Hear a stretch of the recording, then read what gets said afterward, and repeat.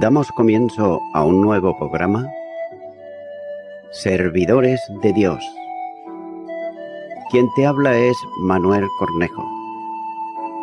Estaré compartiendo la palabra de Dios y lo haré de una manera expositiva, versículo a versículo. Y en esta ocasión será en la segunda carta a los Corintios, capítulo 3 y versículo 15, donde dice: Y aún hasta el día de hoy, cuando se lee Moisés, el velo está puesto sobre el corazón de ellos. Comienza diciendo este versículo: y aún hasta el día de hoy, cuando se lea Moisés. Note que por el contrario, el velo no es quitado, sino que permanece hasta hoy cada vez que se lea Moisés. Es decir, cada sábado una porción del Pentateuco era leída en las sinagogas de los judíos.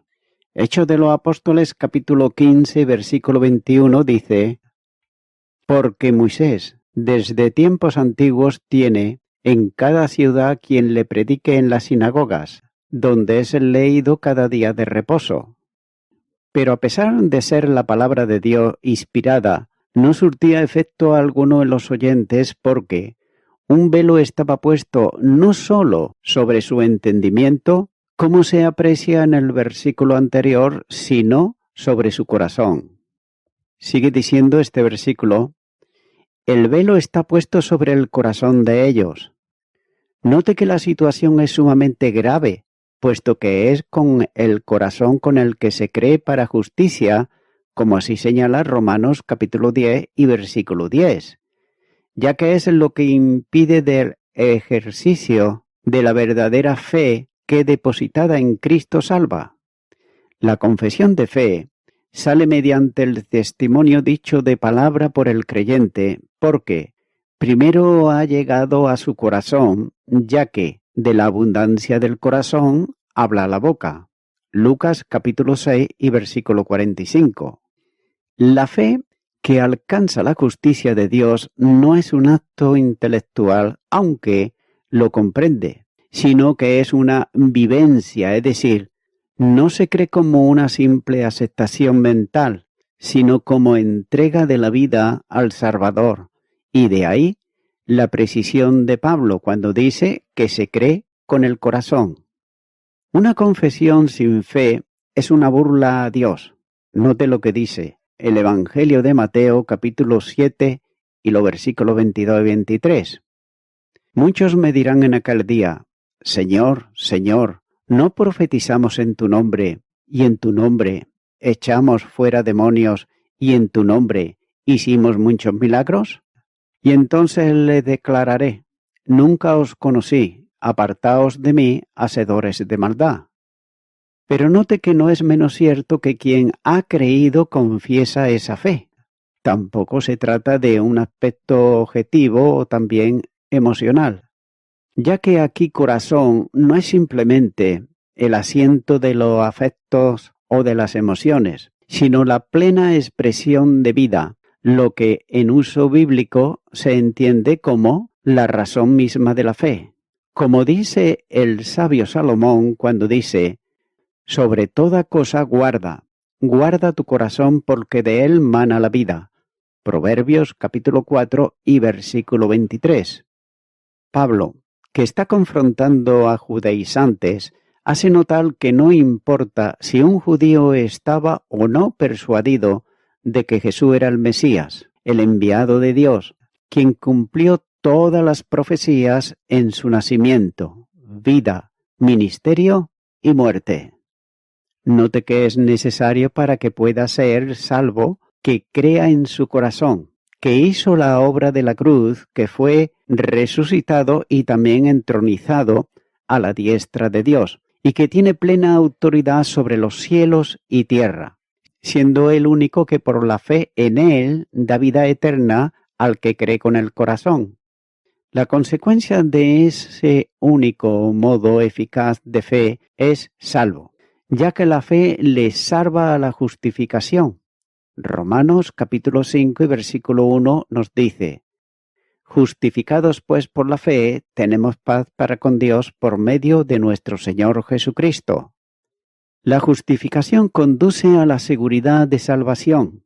Romanos capítulo 8 y versículo 1 dice: Ahora pues, ninguna condenación hay para los que están en Cristo Jesús, los que no andan conforme a la carne, sino conforme al Espíritu.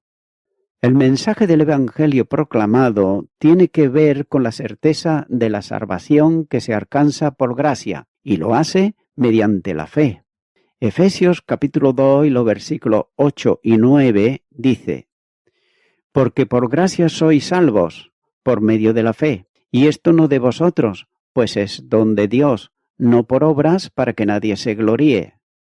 Aquel que cree, el que deposita fe en el Salvador, el que recibe a Cristo y es recibido por Él, recibe con el Salvador también la salvación. El pueblo de Israel, por tener cubierto con un velo de incredulidad sus corazones y seguir su justicia abandonando, o tal vez mejor, rechazando, y con ello despreciando la justicia de Dios, no puede alcanzar la justicia y, por tanto, la salvación. Continúa ahora con el versículo 16, donde dice: Pero cuando se conviertan al Señor, el velo se quitará. Comienza diciendo este versículo: pero cuando se conviertan al Señor.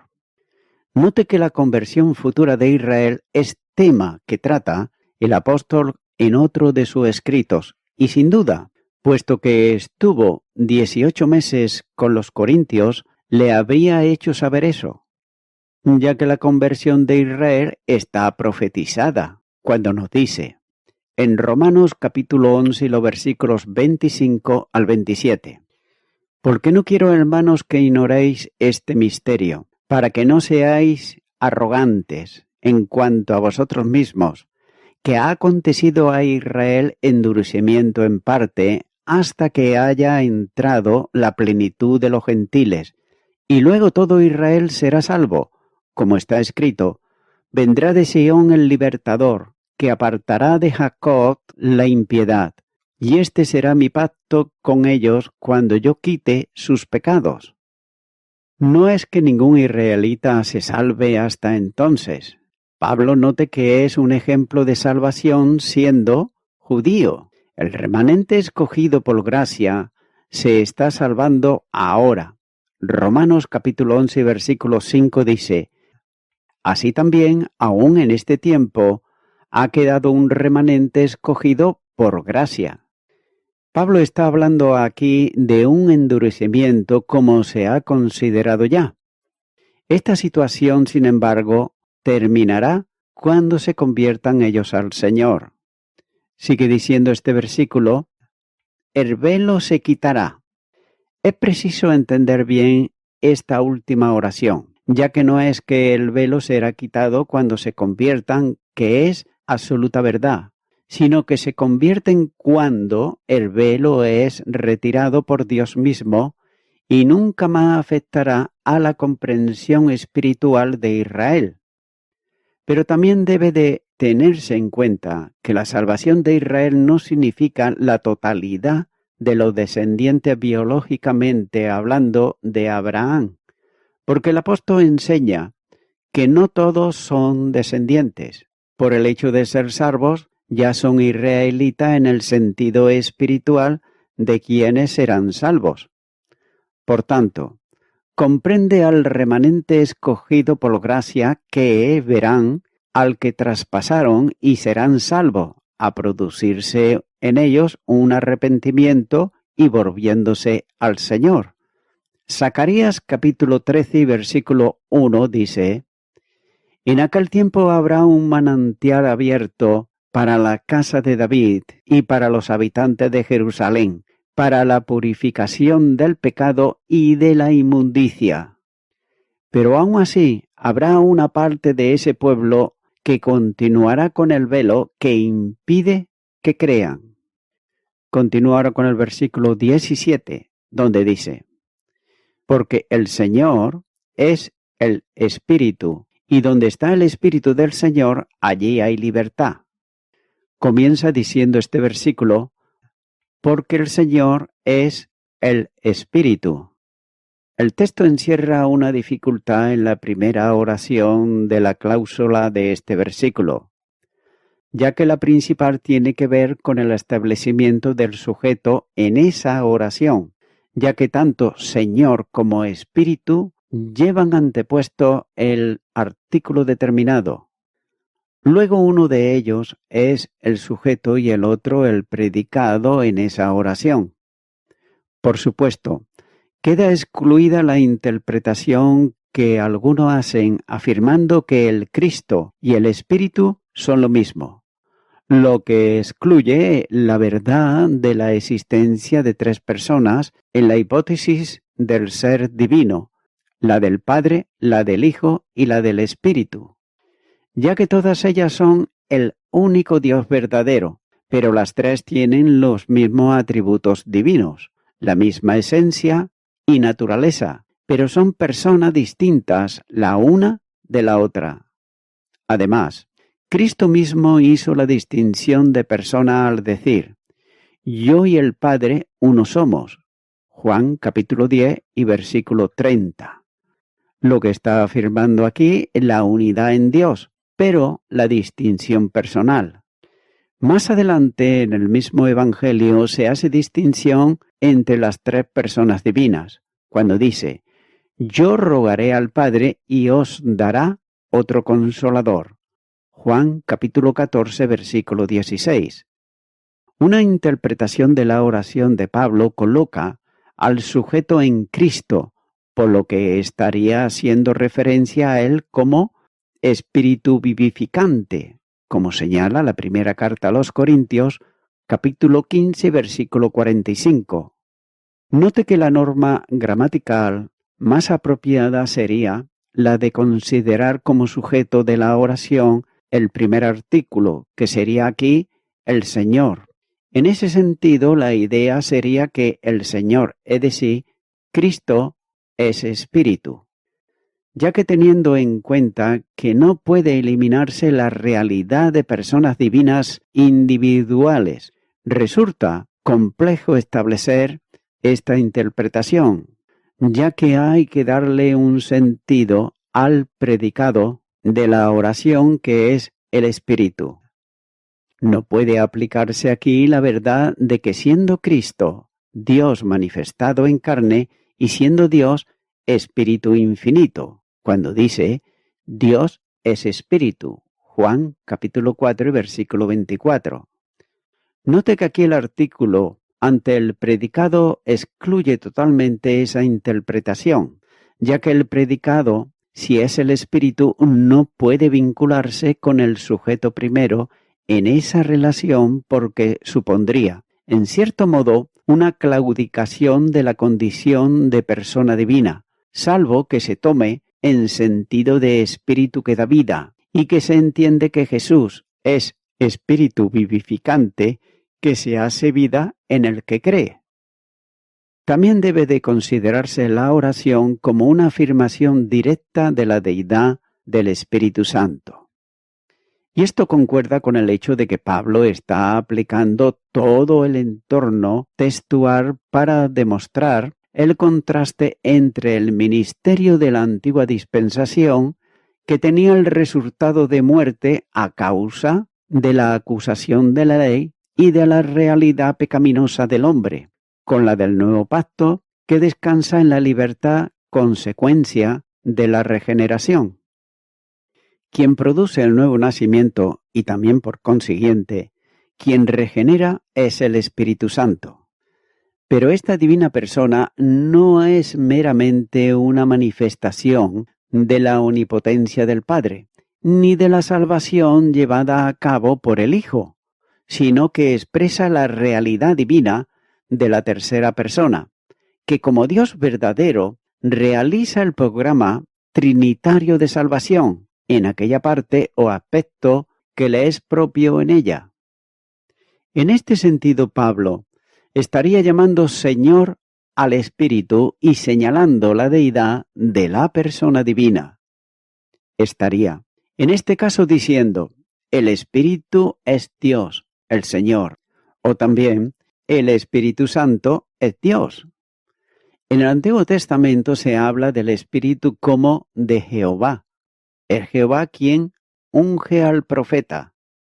Isaías capítulo 61 y versículo 1 dice: El Espíritu de Jehová el Señor está sobre mí, porque me ungió Jehová, me ha enviado a predicar buenas nuevas a los abatidos, a vendar a los quebrantados de corazón, a publicar libertad a los cautivos y a los presos apertura de la cárcel.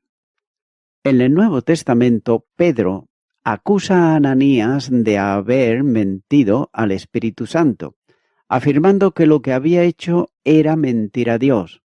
Hechos de los Apóstoles, capítulo 5 y los versículos 3 y 4. Y de ese mismo modo puede entenderse en el versículo que se está comentando, en donde Pablo afirma que el Espíritu es el Señor, título que traduce habitualmente el nombre de Jehová en el Antiguo Testamento.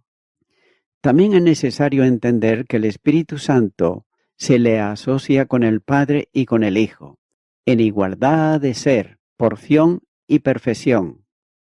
La Santísima Tercera Persona Divina no es el poder o la fuerza de Dios, como los modernos arianos pretenden hacer creer, en su afán de negar la Trinidad, como son, por ejemplo, los falsos testigos de Jehová. Tampoco es un viento procedente de Dios, aunque Jesús lo compare con él, como dice en el Evangelio de Juan, capítulo 3, a partir del versículo 6. Y lo hace para expresar la libertad del que ha sido nacido del Espíritu. Es una persona distinta del Padre y del Hijo, ya que procede de ambos. Juan capítulo 15, versículo 26 dice: Pero cuando venga el Consolador, a quien yo os enviaré del Padre, el Espíritu de verdad, el cual procede del Padre, Él dará testimonio acerca de mí. En soberanía divina, reparte los dones como Él quiere. La primera carta a los Corintios, capítulo 12 y versículo 11 dice: Pero todas estas cosas las hace uno y el mismo Espíritu, repartiendo a cada uno en particular como Él quiere. De modo que solo una persona puede realizar un acto de voluntad. Con todo, es una persona divina del Padre, porque procede de Él, y también del Hijo, por la misma causa, siendo enviado por Él. Juan capítulo 15, versículo 26. La relación vinculante del Espíritu con Cristo se hace evidente en el Nuevo Testamento por los nombres que se le aplican, como el Espíritu de Jesús, Hechos de los Apóstoles, capítulo 16, versículo 7, y también el Espíritu de Cristo, Romanos, capítulo 8, versículo 9, equivalente a que procede del Hijo, ya que la procedencia expresa el término de una relación cuyo principio es la otra persona. También es necesario entender claramente que el envío ad extra solo es posible si existe antes una relación ad intra. Por esa causa el Padre no es enviado puesto que no procede de otra persona. Por el contrario, Él envía al Hijo y también al Espíritu que procede de ambos. La distinción entre la persona divina en la oposición mutua de relaciones, ya que lo que es absoluto o infinito es común a las tres. De ahí la personificación de las dos primeras personas en las respectivas relaciones de paternidad y de filiación. Así también la expiración activa, que es común al Padre y al Hijo, se constituye en oposición relacional frente al Espíritu Santo. Es necesario entender que el término oposición aquí no tiene que ver con las personas, sino con las relaciones, de modo que a la relación paterno corresponde en el otro lado, de ahí oposición, la relación filial, y la del mismo modo la relación de la expiración activa del Padre y del Hijo corresponde del otro lado la persona del Espíritu con sus operaciones. El texto de Pablo afirma que el Señor es el Espíritu. Antes se hizo también mención a que el Espíritu Santo es Espíritu en una forma distintiva, sin olvidar que las tres personas como hipóstasis en el ser divino son también Espíritu. Juan capítulo 4 y versículo 24 dice: Dios es Espíritu, y los que le adoran en espíritu y en verdad es necesario que adoren. Sin embargo, la tercera persona es Espíritu, y a la semejanza de un viento huracanado, sacude y arrastra cuanto se opone a su paso. Hechos de los Apóstoles capítulo 2 y versículo 2: Y de repente vino del cielo un estruendo, como de un viento recio que soplaba, el cual llenó toda la casa donde estaban sentados. La vinculación ineludible del Padre y del Hijo, al completar el amor absoluto y el bien infinito, produce la inspiración activa, cuyo término es santo, por cuya razón la santidad, que es atributo esencial de la trina deidad, se torna en epíteto personal del Espíritu en el seno trinitario, y establece en ello la base para la que el Espíritu Santo sea el agente santificador, ab extra. Note que esto trae otra reflexión trinitaria al percatarse que el Espíritu es término personificado de amor ab intra, del Padre y del Hijo. De manera que como el logos, verbo, es la expresión exhaustiva de la mente del Padre, así también el Espíritu es la impresión exhaustiva del amor del Padre y del Hijo. Ese amor brota eternamente del seno de la deidad, ya que siendo Dios amor, no puede vivir sin amar. De ese modo el Espíritu Santo viene a ser el Paráclitos, es decir, la persona que amorosamente atrae, ayuda, consuela, defiende y vivifica. La conclusión de esta breve reflexión sobre el Espíritu Santo conduce a la conclusión que Pablo está llamando Señor, título solo atribuible a Dios, a la tercera persona divina. La neumatología de Pablo, reflexiona y elaborada en su mente con la asistencia del Espíritu, conduce a la afirmación de que el Espíritu es Dios en su íntima profundidad personal, pero también lo es en su exteriorización en este versículo como realidad personal o personalizada. Sigue diciendo este versículo: y donde está el Espíritu del Señor, allí hay libertad. Esta verdad expresa en la brevedad de una sola frase conduce y vincula con la siguiente, cuando dice: y donde está el Espíritu del Señor, allí hay libertad. De manera que quien se vuelve al Señor alcanza la suprema libertad, viendo caer el velo de oscuridad que antes, estando sobre sus ojos, le impedía alcanzarla, como señala el versículo 16. Para el tal desaparece como elemento que, siendo bueno y santo, demanda la sentencia de muerte sobre el pecador, la letra que mata, esto es, la ley, como señalan los versículos 6, 7 y 9, cambiando por la vida comunicada por el Espíritu Santo, tomada de Cristo, que es Cristo vivificante, versículo 6. Sin embargo, de la misma manera que el Hijo no operó nada que no procediera del Padre, así tampoco el Espíritu hace nada que no proceda del Hijo. El Señor afirmó que, si el Hijo os libertare, seréis verdaderamente libres. Juan capítulo 8, versículo 36.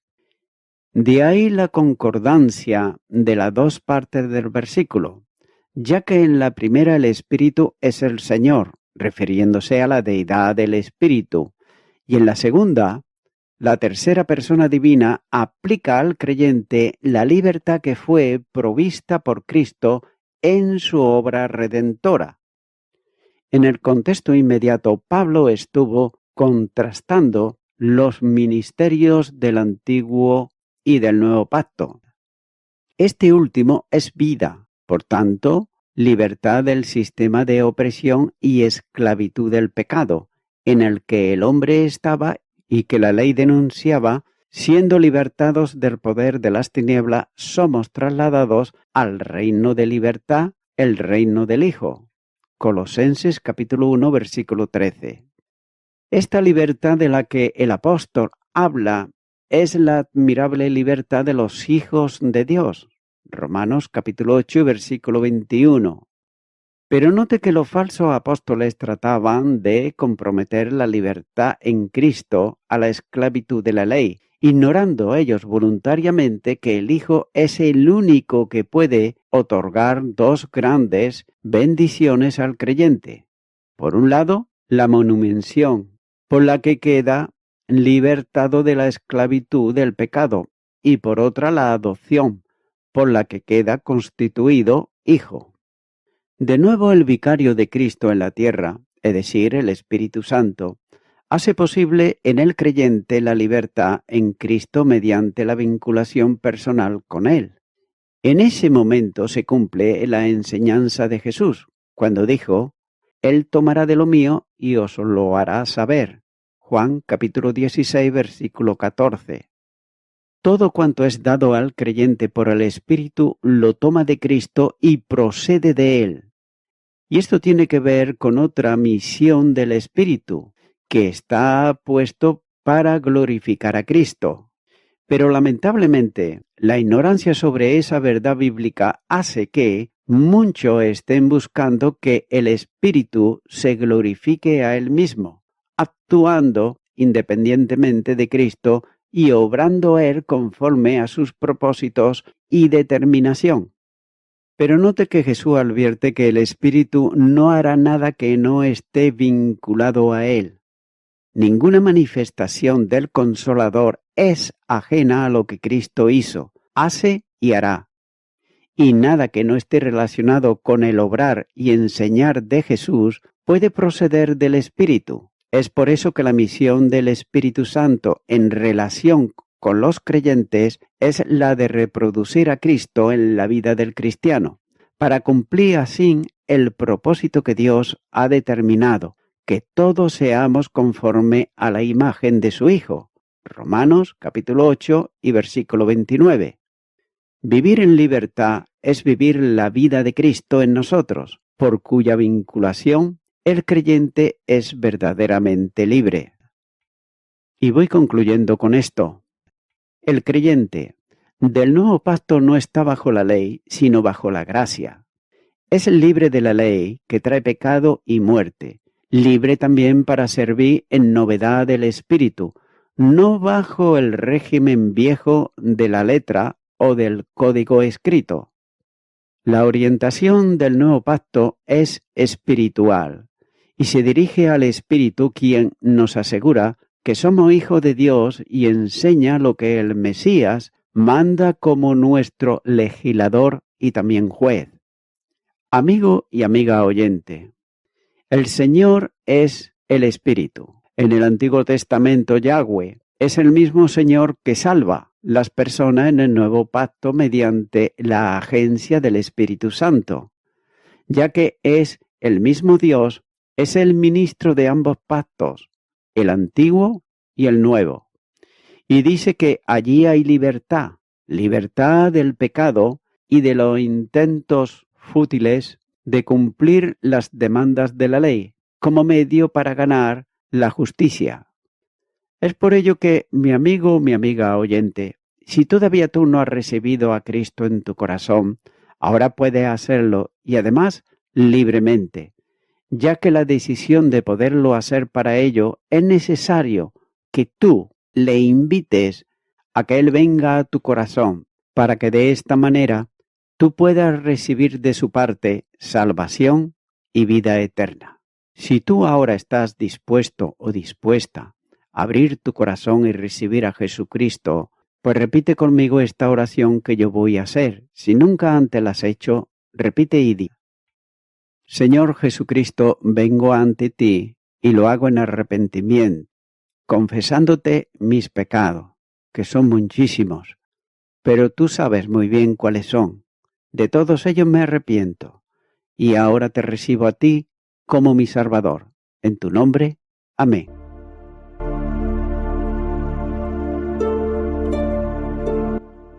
Amigo y amiga oyente, si tú has hecho esta oración de corazón, te recomiendo que comiences a orar a Dios, en primer lugar, en el nombre del Señor Jesucristo. Orar a Dios no es rezar, sino que es hablar con una persona.